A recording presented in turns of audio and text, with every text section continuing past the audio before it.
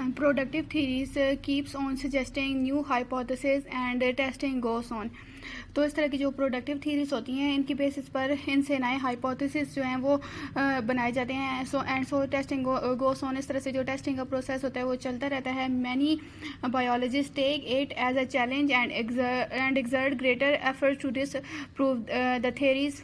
अब बहुत सारे साइंटिस्ट इसको, बहुत सारे बायोलॉजिस्ट इसको एज अ चैलेंज ले लेते हैं कि वो किस तरह से इस थ्योरी को जो है वो डिसप्रूव कर सकते हैं।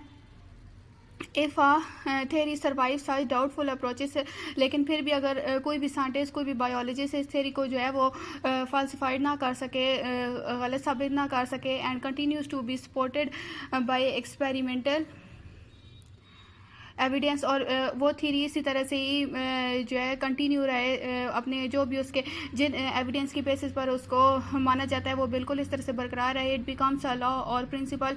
तो वो जो थ्योरी है वो एक लॉ या प्रिंसिपल बन जाती है, एक कानून बन जाती है। A scientific law is a uniform और कॉन्स्टेंट फैक्ट ऑफ नेचर। और जिस तरह से अब जो एक साइंटिफिक लॉ होता है वो एक यकसा और मुसलसल एक फैक्ट होता है नेचर का, जिसको रिजेक्ट नहीं किया जा सकता। It is an irrefutable theory.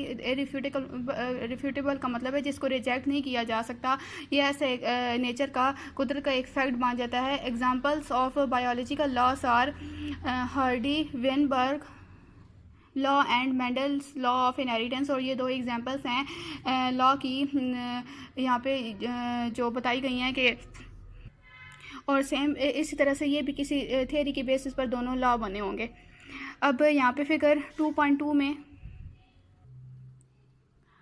यहाँ पे इस फिगर में जो बायोलॉजिकल मेथड है उसके सारे स्टेप्स बताए गए हैं कि किस तरह से एक बायोलॉजी का जो प्रॉब्लम है वो इन सारे जो बायोलॉजिकल मेथड के सारे स्टेप्स होते हैं उनसे गुजरता है। अब यहाँ पे जिस तरह से मेंशन है कि सबसे पहले बायोलॉजिकल प्रॉब्लम में वो दिखा रहे हैं कि डेटा की रिकग्निशन के बाद क्या होता है, ऑब्जर्वेशन होती है। Focus your senses and use your brain but just observe, don't try to explain. इसमें कह रहे हैं कि अपनी सेंसेस को यूज़ करके सिर्फ इस स्टेप में अपनी सेंसेस को यूज़ करना होता है, अपने ब्रेन को यूज़ करना होता है और सिर्फ ऑब्जर्व करना होता है सारी चीज़ें उसको। उसके बाद क्या नेक्स्ट स्टेप क्या आ जाता है, हाइपोथेसिस। हाइपोथेसिस में क्या होता है कि think of an answer that might make a sense. आप कोई भी एक आंसर अज्यूम कर लेते हैं जिसकी बेसिस पर आपने फर्दर जो स्टेप्स होते हैं उनको फॉलो करना होता है। उसके बाद होता है डिडक्शन।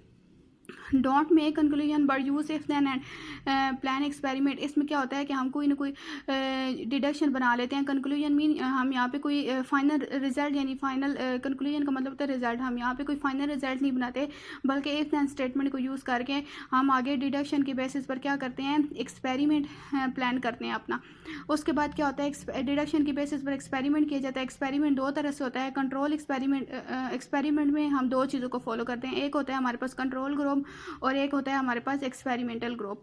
उसके बाद अगर एक्सपेरिमेंट के बाद क्या किया जाता है, समराइजेशन ऑफ रिजल्ट, यानी हम रिजल्ट को समराइज़ करते हैं, यानी डेटा एनालिसिस होता है, डेटा ऑर्गेनाइज होता है, और ये दोनों चीज़ें होती हैं समराइजेशन ऑफ रिजल्ट में।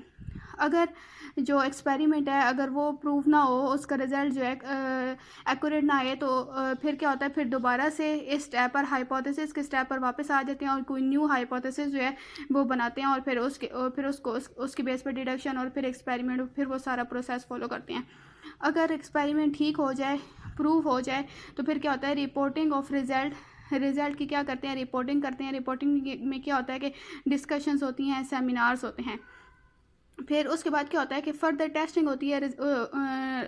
जो फर्दर टेस्टिंग होती है उसी जो हाइपोथेसिस ट्रू हो जाता है उस पर फर्दर टेस्टिंग की जाती है। अगर वो फिर भी रिजेक्ट ना हो तो फिर वो थ्योरी बन जाता है।